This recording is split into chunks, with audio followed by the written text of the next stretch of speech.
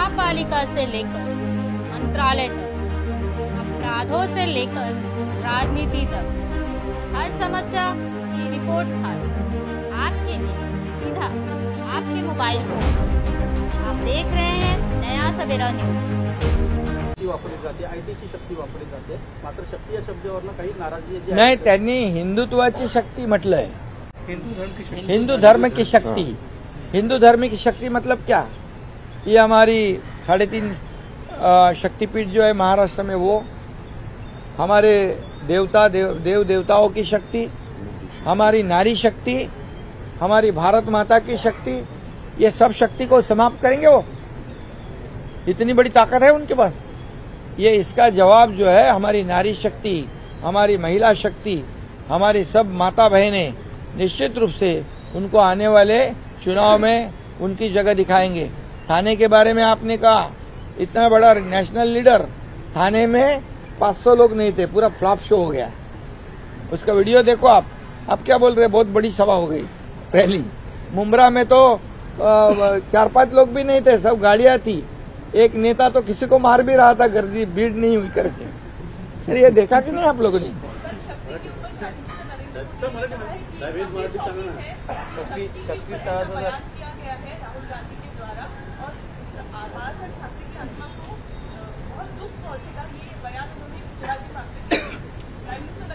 सही बात है उनकी। मैंने जैसे कहा, हमारे देव देवताओं की शक्ति है, हमारी जो महिला शक्ति है, हमारी नारी शक्ति है, हमारी भारत माता है, ये हमारी शक्तिपीठ है। और इस शक्ति के बारे में उन्होंने जो भाषण में उन्होंने कहा है, हिंदू धर्म की शक्ति, आज अयोध्या में राम मंदिर बन गया, ये शक्ति है। और ये हिंदू धर्म की शक्ति खत्म करने वाला अभी तो जमीन पे पैदा नहीं हुआ है। और इसलिए आदरणीय प्रधानमंत्री जी ने जो कहा है सच है कि इनको आने वाले चुनाव में ये शक्ति उनकी जगह दिखाएंगे और निश्चित रूप से उनको उसका भुगतान करना पडेगा।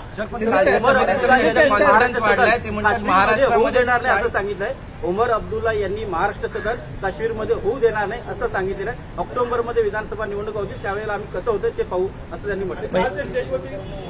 मग हेच तर दुर्दैव आहे की जे भक्त आपले अमरनाथ यात्रेला जातात, अमरनाथ यात्रेला जाणारे यात्रेकरूंसाठी मी स्वतः तिकडच्या राज्यपालांना विनंती केली की इकडे महाराष्ट्र भवन पाहिजे, ते त्यांनी मान्य केलं। आणि फारूक अब्दुल्ला म्हणतात मैं नहीं होने दूंगा।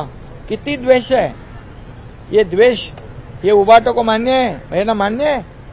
त्यांच्या मांडीला मांडी लावून बसले, महाराष्ट्र भवन होऊन देणार नाही आणि त्यांच्या बाजूला बसता, हे काय? हे किती लांछनास्पद आहे, किती दुर्दैवी आहे। उद्धव ठाकरे यांना 5 मिनिटं काल भाषण करण्यात आलं, त्यावर देखील टीका होती। आपली काय? नाही, त्यांना जे 5 मिनिटं दिली यावरून त्यांची पत जी आहे उदय, त्यांची पत जी आहे ना, 5 मिनिटं भाषण करायला दिली, त्यांची पत जी आहे ती त्या कालच्या सभेमध्ये दिसली। आता त्यांच्याकडे आमदार खासदार शिवसेना नाही आहे, त्यामुळे त्यांच्या पक्षाच्या ताकदीप्रमाणे त्यांनी दाखवलं। जिथं बाळासाहेब शिवतीर्थावरून भाषण करायचे, देशाला मार्गदर्शन करायचे, देशाला दिशा द्यायचे, ती कालची केविलवाणी परिस्थिती पाहिली आम्ही। शिंदे सर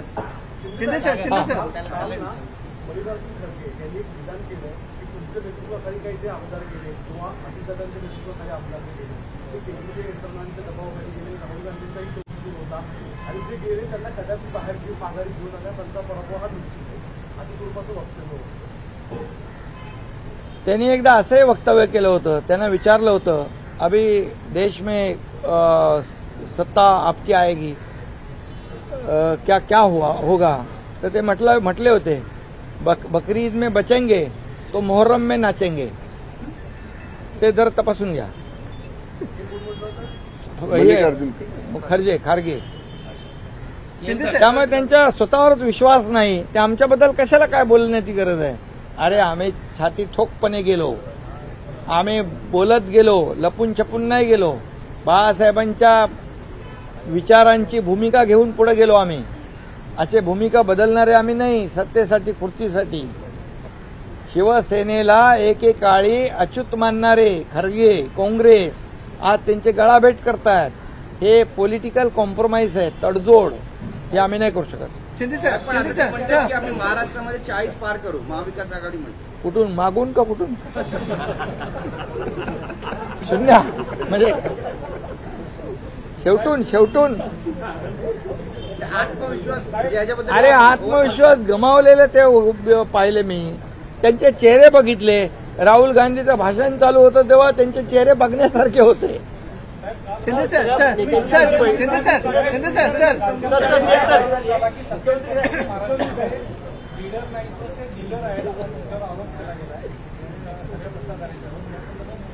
आम्ही खरंच डीलर आहोत. कारण आम्ही डील केली शेतकऱ्यांच्या हितासाठी, माय भगिनींना न्याय देण्यासाठी, तरुणांना रोजगार देण्यासाठी, कष्टकऱ्यांना न्याय देण्यासाठी आणि ज्येष्ठांना न्याय देण्यासाठी आम्ही केलं ना. आम्ही ह्याच्यासाठी केले. पैसे त्यांनी आतापर्यंत केलेल्या डील ते कुठले मोठे घोटाळे झाले 2014 पूर्वी. कोण होतं त्याच्यामध्ये? रोज रकाने तुमच्या वर्तमानपत्रातून मीडियामध्ये यायचे. एक घोटाळा, चारा घोटाळा, कुठला आणखी कोळसा घोटाळा, काय घोटाळे आले. आता एकतरी घोटाळा दाखवा मोदीजींच्या काळात. एक सिंगल डाग नाही त्यांना लावता आला. त्यांच्याकडे आरोप करायला काही नाही म्हणून एक खोटे आरोप करतात. आणि ज्या वेळे 2014ला मोदीजींवर आरोप केले त्यांचं पाणीपत झालं. 2019ला आरोप केले त्यांचं पाणीपत झालं. 2024ला आता आरोप करतात. त्यांना विरोधी पक्ष नेता बनण्या एवढे तरी मिळतील की नाही मला माहित नाही. खासदार मनोज जरांगे पाटील यांनी मागणी केलेली आहे. शिवतारे मला भेटले. मी त्यांना सांगितलं आपली राज्यात महायुती आहे, युती धर्म पाळणं हे आपलं शिवसेनेचं कर्तव्य आहे असं मी त्यांना सांगितलेलं आहे. आणि त्याप्रमाणे ते गेलेत. त्यांची आता तब्येत ठीक नाही, त्याचं ट्रीटमेंट सुरू आहे. आणि मला वाटतं महायुतीमध्ये आमचे सर्व कार्यकर्ते शिवसेना पूर्णपणे जिथं ज्याचा कॅन्डिडेट असेल त्याला पूर्ण ताकदीने मदत करून निवडून आणणार.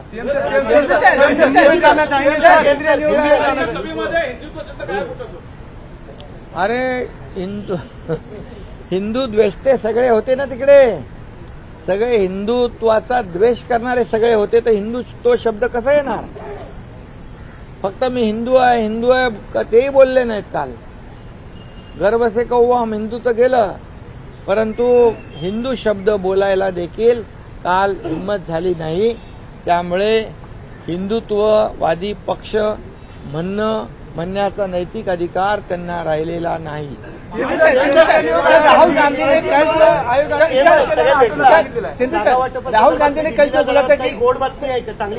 बोला था कि हिंदुओं को लेकर शक्ति, उसको लेकर बाद उनके नेता मल्लिकार्जुन खड़गे ने डैमेज कंट्रोल करने की भी कोशिश की. तो क्या राहुल गांधी तैयारी करके नहीं कोई आते हैं या जानबूझ के विवादित वाला बयान देते हैं? क्या लगता है सर उसको?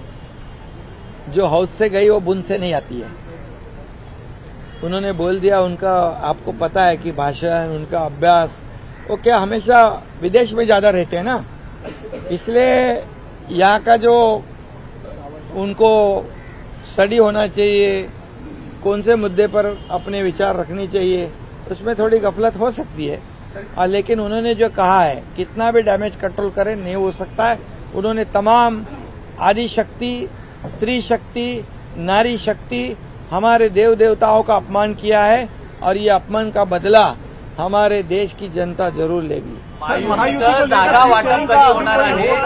महायुतीचं जागा वाटप नेमकं कधी होणार आहे? आणि बाळासाहेब ठाकरेंनी हिंदुत्व का बिगुल फूंका था. कभी स्थिति में इधर बिगुल बंद हो गया हो.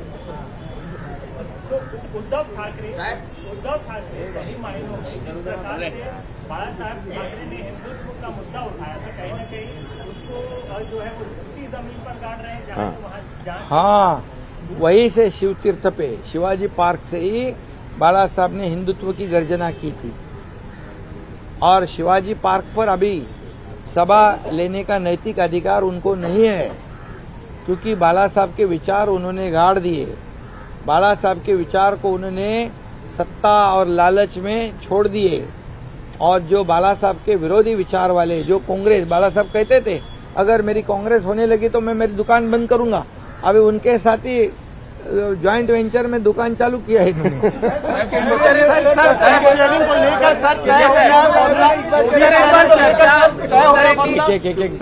सीट शेयरिंग को लेकर फॉर्मूला क्या तय हो गया? क्या दिल्ली जाने वाले हैं फाइनल डिसीजन लेने के लिए? क्या रूपरेखा है सर? काही टेन्शन घेऊ नका, जागा वाटप समन्वयाने आणि सन्मानजनक होईल, महायुतीमध्ये कुठलाही विवाद नाही, काही चिंता करू नका, योग्य वेळी निर्णय होईल। आणि आपल्याला मी पुन्हा एकदा सांगतो की या राज्यामध्ये 45 पारचा आकडा या राज्यात महायुतीचा येईल आणि मोदी साहेबांचे हात मजबूत होतील। आपको बताता हूँ, हिंदी में बताता हूँ, ये सीट शेयरिंग की बात की लेकर कोई चिंता नहीं है, सम्मानजनक निर्णय होगा, समन्वय से निर्णय होगा।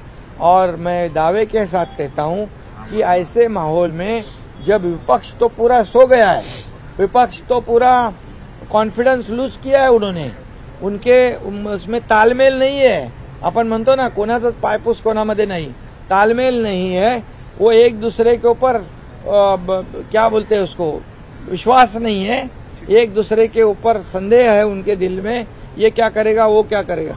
ऐसे परिस्थिति में जो 1.5-2 साल में हमने जो काम किया है, इस राज्य में का विकास किया है और केंद्र में मोदी जी ने 10 साल में काम किया है, उसका पूरा जो आज इस चुनाव में नतीजा आपको दिखेगा और 45 से ज्यादा सीटें महाराष्ट्र से आएगी और मोदी जी ने कहा है कि अब की बार 400 पार निश्चित रूप से आंकड़ा होगा। पहिली यादी कधी जाहीर होणार साहेब? लोकसभा सीटें जो है वो कॉम्प्रोमाइज करेंगे?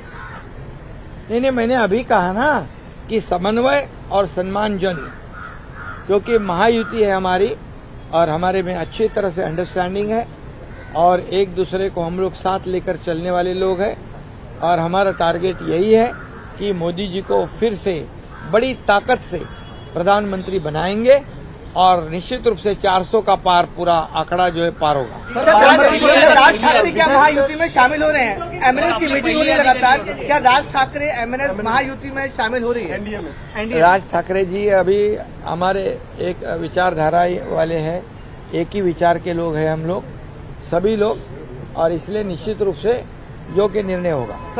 मनोज तरंगे पाटील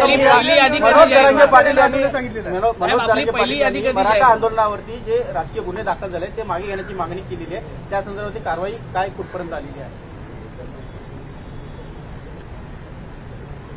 मी याच्यावर परवाच्या दिवशी पण बोललो की आपण त्यांच्या मागणीप्रमाणे जस्टिस शिंदे कमिटी आपण गठीत केली, ते काम सुरू आहे।